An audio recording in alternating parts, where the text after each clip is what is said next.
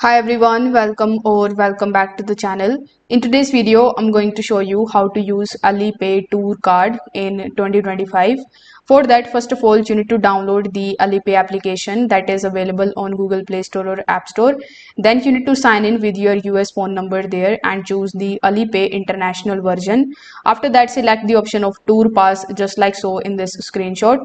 Then you need to enter the load amount, and this is the amount that you would instantly like to load the application with. Afterwards, you need to add your bank account details and enter your ID information if it is asked for. An important thing to remember here is that you will need to enter your ID details in exactly the same way that they are registered at the bank.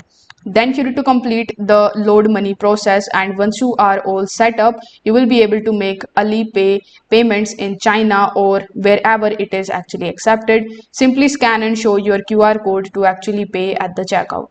So with the help of these methods, you will be able to start using Alipay Tour Card in no time.